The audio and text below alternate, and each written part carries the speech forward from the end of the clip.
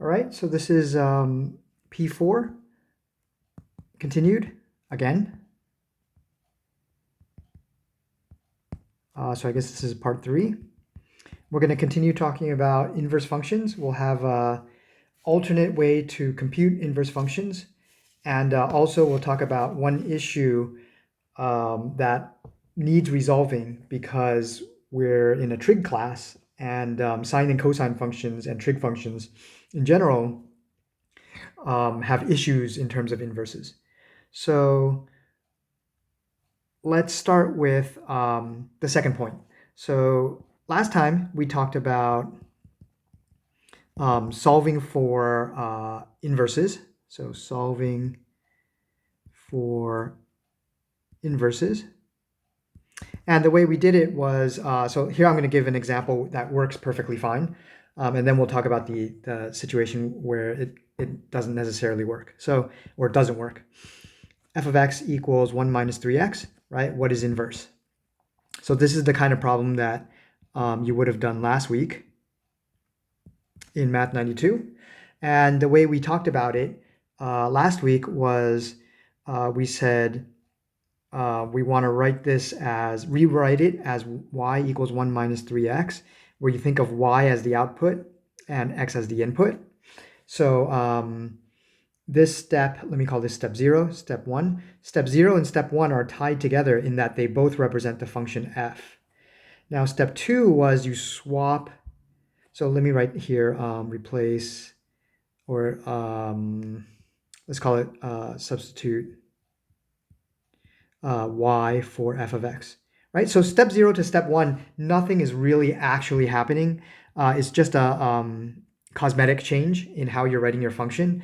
But we like this cosmetic change because we're very comfortable working with x's and y's. Okay, step 2 is the one where we actually are doing something important. This is swap x and y. And what's happening here is that we're no longer thinking about the function f anymore. So again, in step 0 and 1, we're working with the function f. But now in step 2 and beyond, we're working with the function f inverse of x, all right? Because when we swap x and y, right, that's like swapping the input and the output of our original function. And we talked about last time, if you swap the input and the output, that's literally what the inverse means. All right, so once I say these words, swap x and y, this guy here represents f inverse. Okay, so this is the really important step of this problem. Okay, now step 3 is to solve for y, right? Because in step 2, x equals 1 minus 3y represents f inverse, and in step 2, the x represents the input of f inverse, and the y represents the output of f inverse, right? So if we solve for y, we'll be writing the output of f inverse in terms of its input, and so that essentially is a formula for f inverse, okay? All right, so we do that, and in this particular example, we're going to get something like x minus 1 equals minus 3y, which tells me y is equal to minus 1/3 x plus 1/3. Okay. All right. And I guess maybe let's stick in a step 4 that says, now it's just writing the answer. F inverse of x is minus 1/3 x plus 1/3, right? Because again, I really want to heavily emphasize that this y here, after we've swapped the x and y in step 2, this y represents the output of f inverse, right? So we rewrite it as f inverse in step 4. Okay. Whereas again, I'm heavily emphasizing that this y here represents f of x. Okay. All right. So this is what you would have done in the homework last week in order to find inverses. So first of all, today we're going to give a different technique that uses aspects of this technique, but is a slightly different, takes a slightly different viewpoint, especially for the more complicated functions. But before we do that, that'll be the second part of this video. Before we do that, let's think about the situation where there's issues. So what if f of x is equal to x squared, right? So let's try this technique and see what happens and see what goes wrong. And then we'll talk about what we can do about it. And in the Math 120 lecture, we're going to use exactly the ideas that we're going to talk about right now, because sine and cosine and tangent and all the other trig functions have the same kind of bad behavior that f of x equals x squared has. Okay, so step 0 was, oh, okay, just write down the function. So, okay, step 1 is the first kind of important point, y equals x squared. All right, so we're writing f as y. Step 2, this is the important one, swap x and y, right? So we get x equals y squared. And again, there's a big kind of differentiating line between step 0, 1, and 2 and down, right? So in step 0 and 1, x equals input of f, y equals output of f. And down here, you know, from step 2 and out, x equals input of f inverse, and y equals output of f inverse. All right, so this looks weird, input. Okay, and again, it's because the relationship between a function and its inverse is that the output of one guy is the input of the other guy, and the input of one guy is the output of the other guy. All right. Okay, so now we solve for y, right? And that represents finding the inverse. But here we have a problem in that if we take the square root of both sides, we get y is equal to square root x, right? Oops, square root x. But this is not exactly true because it's actually plus or minus, right?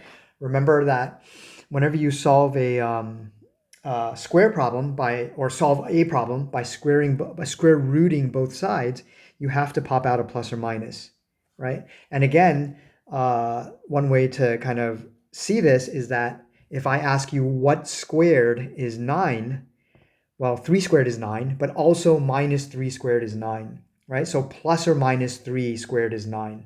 Okay, so there's always two answers to the questions of what squared is equal to some number, right?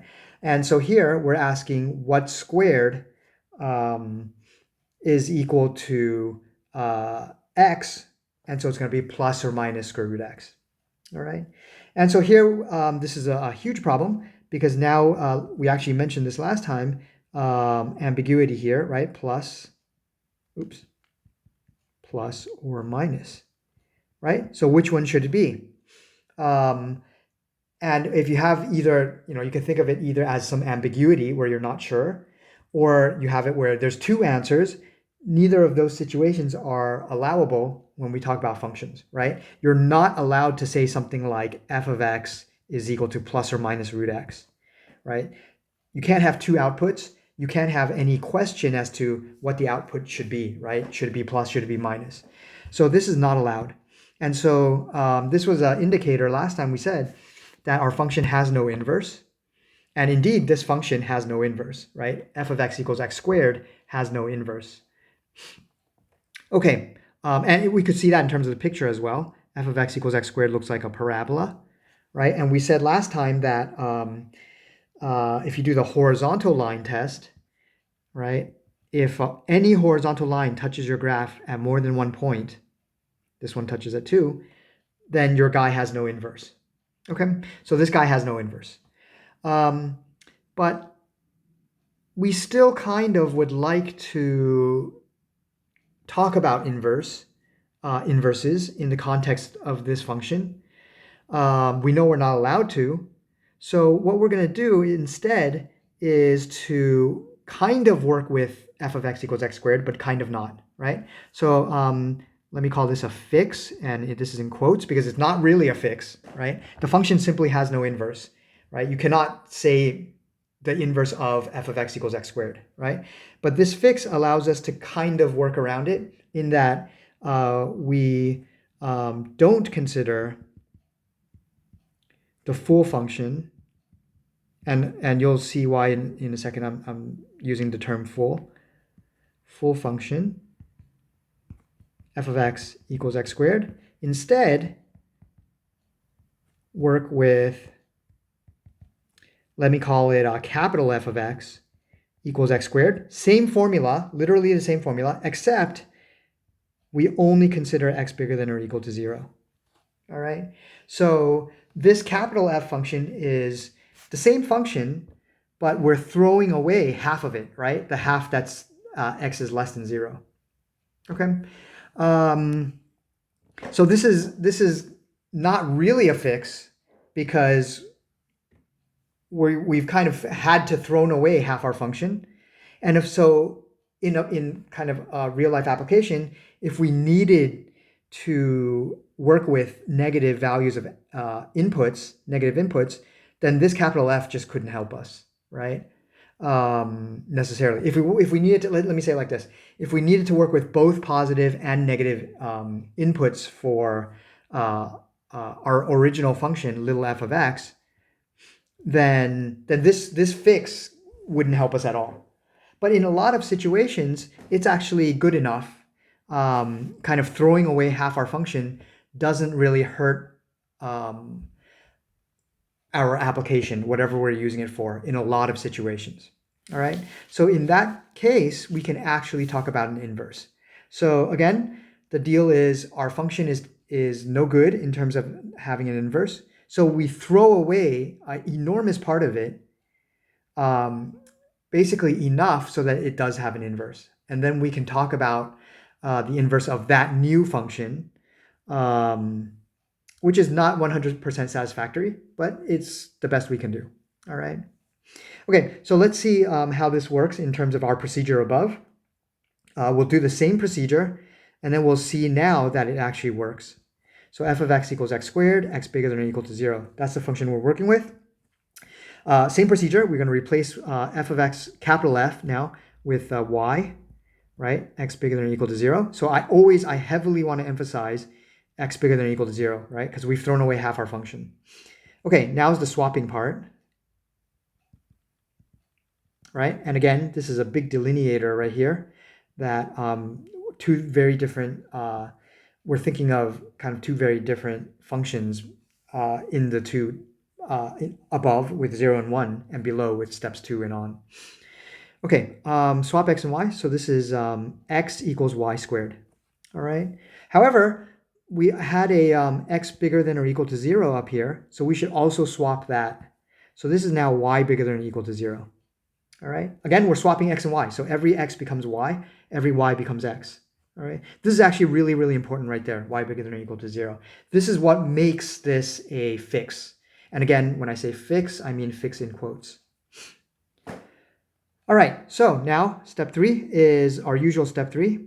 Solve for y. Right. And so what do we get?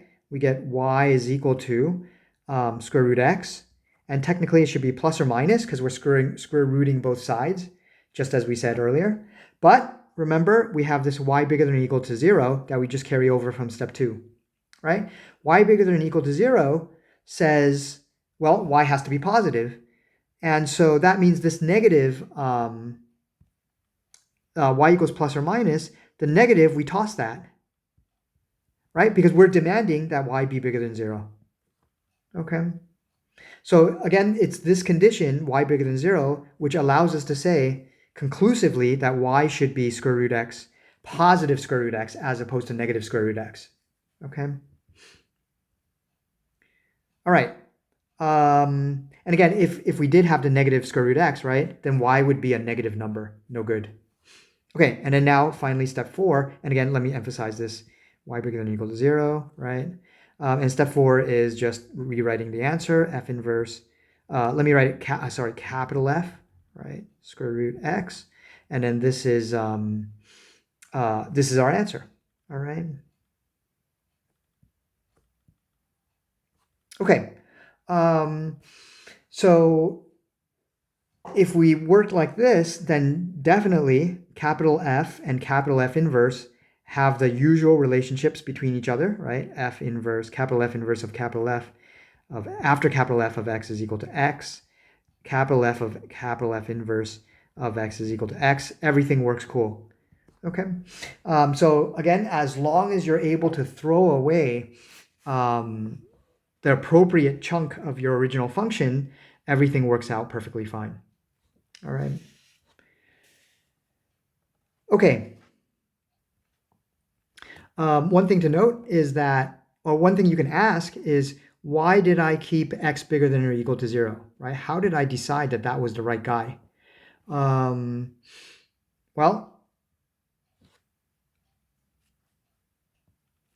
it was because I anticipated this guy right here, right? And so I knew that I needed to, clear up the plus or minus question. And so I knew that I needed, in essence, a y bigger than or equal to 0 here. Okay? Because that clears up the plus or minus question. You might ask, why don't you use x less than or equal to 0 instead? And the answer is you can, right? And perhaps if your application that you're using this function for, you're actually only inputting negative x's, then that's probably what you would do instead, all right? So what part of the function I throw away heavily depends on how I want to use this function, all right? So normally we, in most applications, we, of a parabola, for example, we probably think of using the positive values of x. So this would be cool. But again, if I did x less than or equal to 0 in replacement of this guy right up here, it would be perfectly fine. All right. I would still get an answer, but of course my answer would be a inverse of the function f of x equals x squared, where x is less than or equal to 0. All right. So it would only apply for x less than 0 in terms of our original function. Okay. This is the kind of algebraic point of view. The picture point of view is our original function looks like this, a parabola, right? This was my little f of x equals x squared. What I've done by throwing away, by throwing away half my function, by throwing away the x less than 0 portion, is I'm keeping only this guy, right? So this is my capital F. This is a picture of my capital F, right? Because again, capital F is the function where I'm demanding that x be positive, or x be bigger than or equal to 0. So I've thrown away this left side that I'm dotting right now here, okay? So what happens is, if you look at the horizontal line test with our new capital F function, it passes because every horizontal line touches our graph at only one place. Okay, so by throwing away half our guys, half our domain, right, it no longer touches at two places, it touches at one place. Okay, so this guy, we know it has an inverse, and in fact, what we talked about last time was we can graph the inverse by flipping this graph right here across the diagonal y equals x, and we end up with the familiar graph of capital F equals square root x. All right. Okay, and notice if we had done that same kind of picture idea with little f, then we would end up like this. And of course, this guy doesn't satisfy the vertical line test, so it cannot be a function, right? And that's, again, another way to reason out that the original function has no inverse, that we have to do this kind of modification, all right? And again, I chose in this example to throw away the negative part of the domain of little f, but I could easily have chosen to throw away the positive part of the domain. And if I had done that, then the horizontal line test still passes, right? It only touches at one place because I've thrown away the dotted part. And so I would have an inverse. And again, in order to draw the inverse, I would end up reflecting across this line. And I would end up with this guy right here, right? And this would actually be negative square root x. All right. Okay, so both points of views are, the algebraic and the picture point of view are really important in terms of understanding what's going on when we throw away parts of our function in order to fix, again, fix in quotes, this issue about not having an inverse. All right. Okay, let me do another example of this, and then we'll move on to talking about another method of finding inverses. Okay, but again, this idea is what we're going to do when we talk about inverse of our trig functions, inverses of our trig functions. All right, so let's look at another similar example, but still different. So f of x equals x plus 5, whole thing squared. All right. So let's do the algebraic idea first. Let's try to find an inverse. So if we do that, our step 0 is just copy it down. Our step 1 is y equals x plus 5 whole thing squared. And then again, I want to emphasize, next we're going to swap x and y, right? We get x equals y plus 5 whole thing squared. And then we solve for y, right? And so if we square root both sides, we get plus or minus x equals y plus 5, right? Again, remembering the plus or minus. And here we can already see there's going to be an issue because that means y is equal to plus or minus square root x minus 5, right? And here, again, we have an ambiguity, right? Should it be plus? Should it be minus, right? It certainly can't be both. So when you have this kind of question, that means there's no inverse. Okay, so this function has no inverse. Through this computation, we can tell that. But how do we do a fix? Well,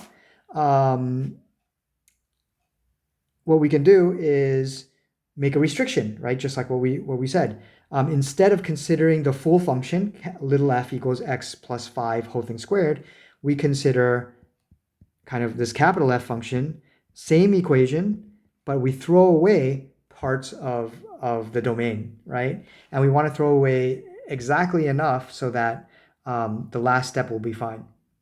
Okay. So how do I figure out what I need to throw away? Well, if I look down here at my kind of failed attempt right there, I can see that I have y plus 5 is plus or minus square root x. That's where my ambiguity comes in, right? So in order to resolve that, I know that if I put a condition down here, if I had the condition that y plus 5 were bigger than or equal to 0, then I know that I could throw away the minus sign, right? So if y plus 5 were bigger than 0, I could throw away the minus sign, right? So that would mean that I would have needed y plus 5 bigger than or equal to 0 in step 2, all right? That means I would have needed, y plus 5, right? And that means I would have needed x plus 5 bigger than or equal to 0 in step 1, right? Because moving between step 2 and step 1, I have to swap the x and y's. Okay, that means that in step 0, I would need the condition, or I would want the condition, x plus 5 bigger than or equal to 0. Okay, so the kind of the fixed function is capital F equals the same formula, but now we're restricting ourselves to the domain where x plus 5 is bigger than or equal to 0. All right, we're restricting the inputs to x plus 5 bigger than or equal to 0. And then, if we now just do the same argument all the way down, the x plus 5 bigger than 0 becomes y plus 5 bigger than 0, stays as y plus 5 bigger than 0, and then at this step right here, the minus sign is resolved. Okay, and so we end up with no negative option here in our last step, or at the end of step 3. And so we would end up with capital F. So here, if I did all the same computations, right, I would end up here at square root x equals y plus 5, only the positive square root. So I would end up at y equals square root x minus 5, right? And so in step 4, I would end up with capital F inverse of x equals square root x minus 5. All right. Okay, so that's the resolution of this, the problem for this particular function. Okay, so again, even if you're trying to find the inverse and you fail, you not necessarily have wasted your time, because you can look at that kind of failed computation to figure out how you can, in a way, fix your function. All right. Okay, graphically, we can see the same thing. Our original function was f of x equals x plus 5, whole thing squared. We know how to graph that. That's a parabola shifted to the left by 5 steps, right? So this guy here is negative 5.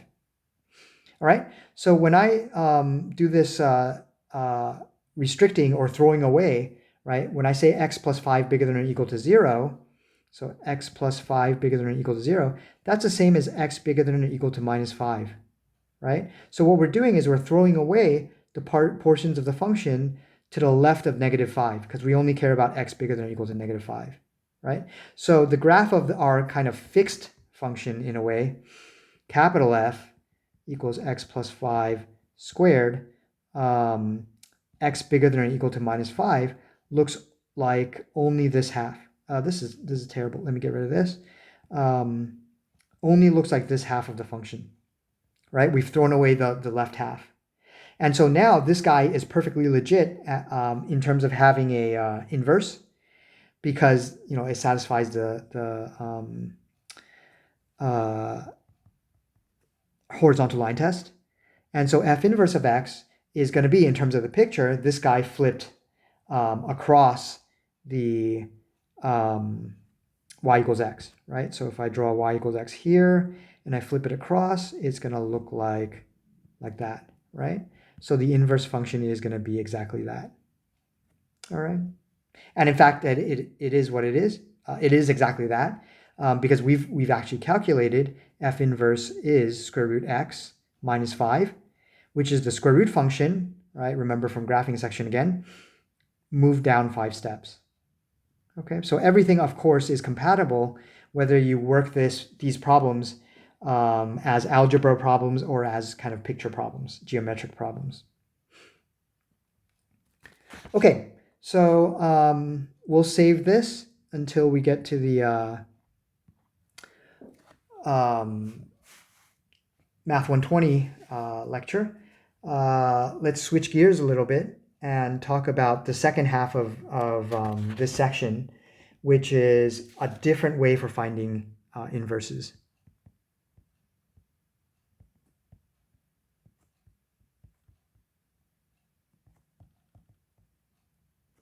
And this is a nice point of view here, or a nice way of doing this, because it involves thinking about compositions, and it involves breaking down a function into easier pieces, which again is a major theme of how you do math. So let's do this problem.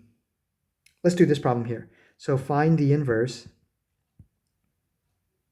of h of x equals x plus 5 cubed. All right. So this function is invertible. There's no problems, so we're not going to worry about that. Okay, so you could do this exactly like the way we have been finding inverses, right? Write it as y equals x plus 5 cubed, swap the x and y, solve for y, blah, blah, blah. No problem. But let's do another kind of point of view. The way I'm going to look at this function is h of x is actually a composite function, or I can think of it as a composite function. It's f after g, where f of x is equal to x cubed, and g of x is equal to x plus 5. All right. And again, if you don't believe me, for example, you can always check this statement, right? This is f of x plus 5. F is the function that cubes whatever you put in. So that guy. All right. And it looks okay. All right. So, but the important point here is that we've broken down h of x into two simpler functions. Okay. These two guys up here. Okay, now here's where the homework from last week comes in. What is h inverse of x? Right. So if you looked at the homework for Math 92 last week, you hopefully got that the inverse of h of x, in other words, the inverse of a composition, is going to be g inverse after f inverse of x. All right. So when you have a composition, its inverse is also can also be written as a composition. But of course, it's a composition of the inverse of your original functions, f inverse versus g inverse. Sorry, f versus f inverse, and g versus g inverse. And the order here is different. F after g for the original guy, g after f for my new function. All right. The reason why it has to be backwards is because if I calculate h inverse after h, for example, right? H inverse after h, sorry. I should get x if I have the correct formula, right? Let's check that. That's h inverse of h of x. That's h inverse of f of g of x, right? That's h inverse is g after f, right? G after f, inverse inverse, of f of g of x. I think I forgot a parenthesis up there. But this is g inverse of f inverse of f of g of x. Okay. Now this looks horrible, but it's not, because f inverse after f, they cancel each other out, right? We said that's the entire point of the inverse. F inverse after f, or of x, that's equal to f inverse of f of x. That should be just x. So in other words, whatever you put in, the same thing should come out. So I'm putting in this example, I'm putting in g of x. So f inverse of f of g of x should just be g of x. So this is g inverse of g of x. All right. But again, g and g inverse are inverses of each other. And so g inverse of g of x should be just x. All right. And so this kind of confirms that I found the correct formula for the inverse of h. Again, this being the formula. Okay. And you can kind of see I needed the f and g's to be backwards because I needed in this step over here, right there, the f and the f inverse to cancel each other out. That allows the next ones, g and g inverse, to cancel each other out in the next step. All right. Okay, so how do we use this fact? Well, our example was, I call it h, okay. H of x equals x plus 5 whole thing squared, right? We said this was, we could break it down to, cubed.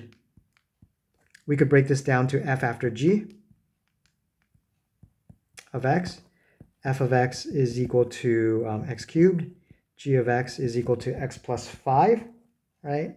Well, the deal is, we know that h inverse, which is the inverse of the function that we want, is equal to g inverse after f inverse, right? So if I figure out what f inverse is and I figure out what g inverse is, I'm all set.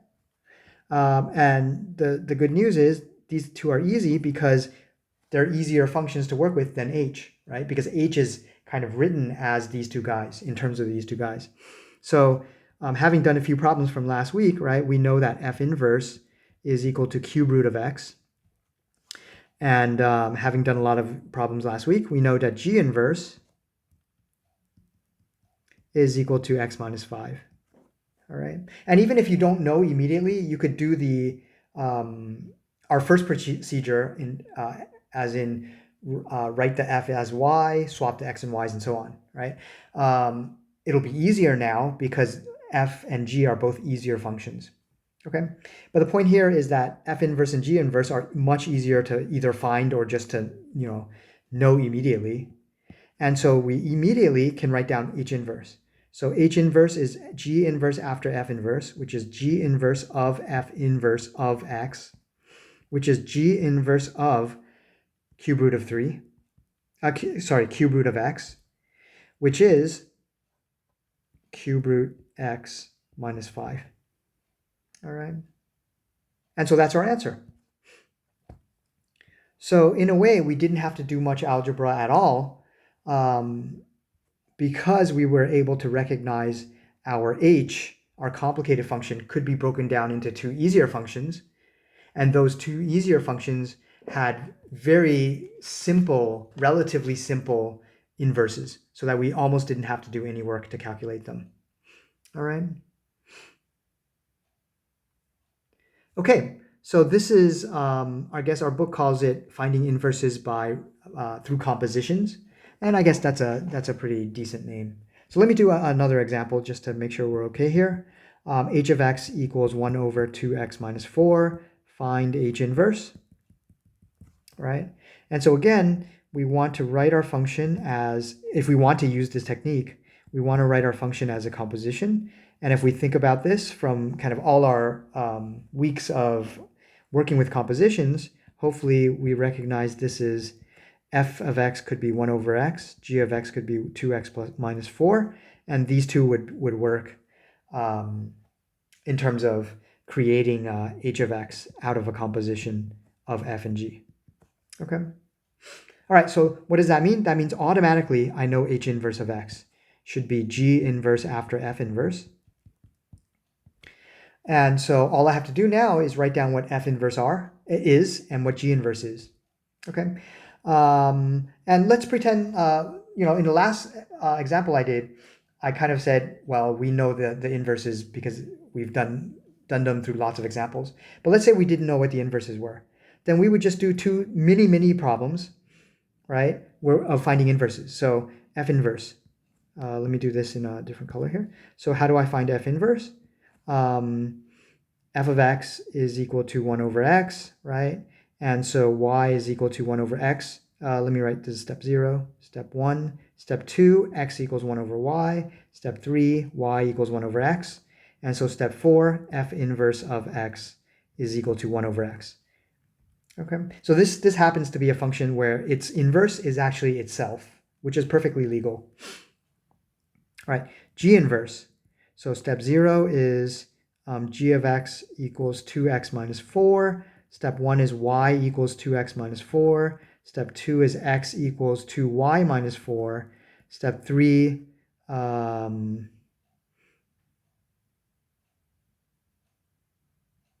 I guess actually, sorry about this. I didn't call that step 3 earlier on. I just called this step 3.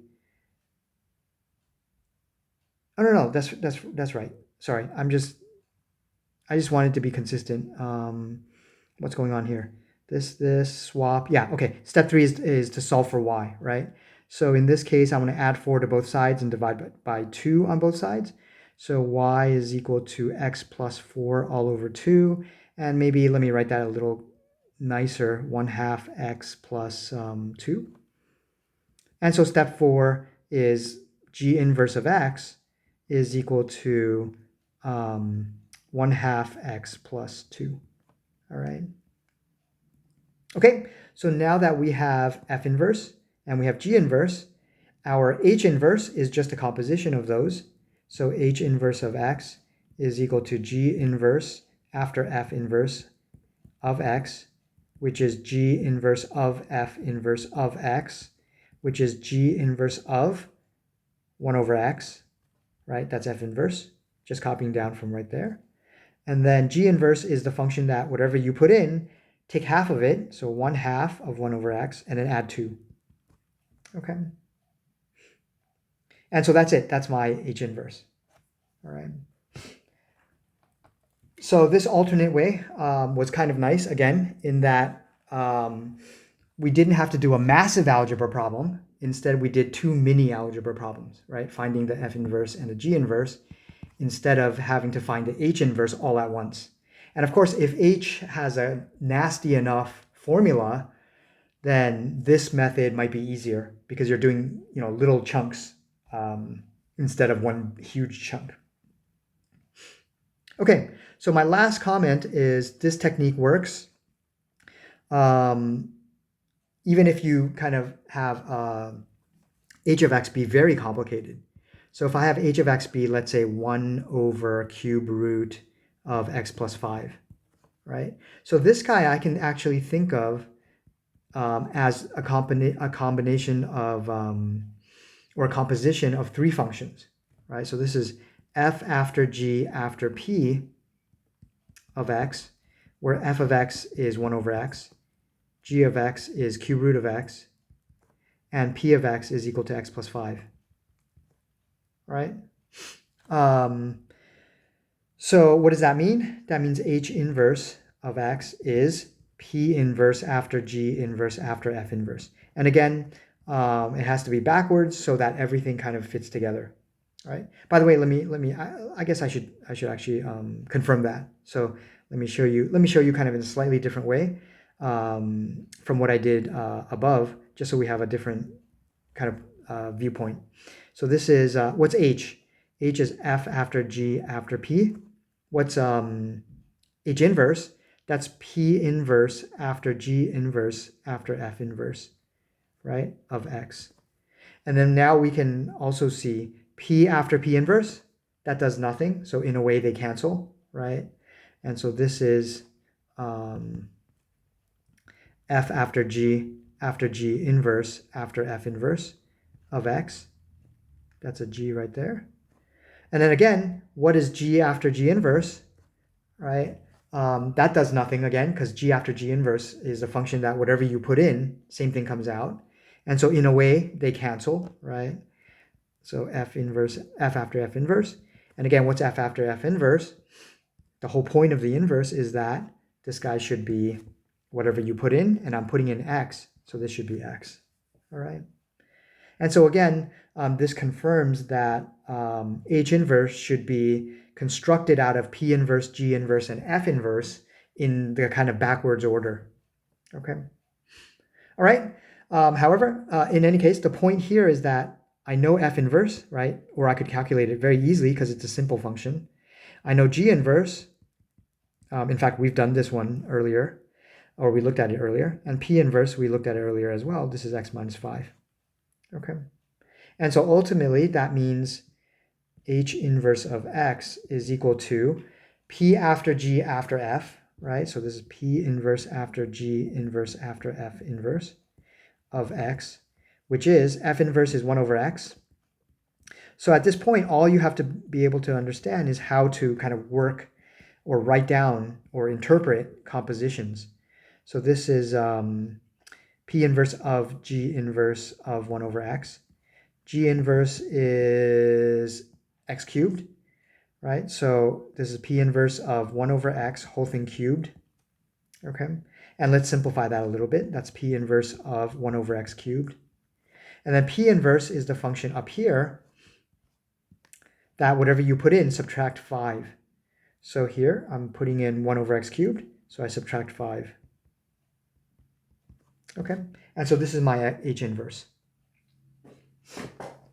All right, so very nice technique because it allows you to break down complicated functions into easier functions, and then you work with the easier functions. And also because we're practicing our kind of understanding of compositions again, which again, compositions are super important. Okay, so you'll see homework problems like this in the Math 92 homework. And then for the first part of this lecture where we talked about kind of fixing, in quotes, problem functions, we're going to use that for Math 120.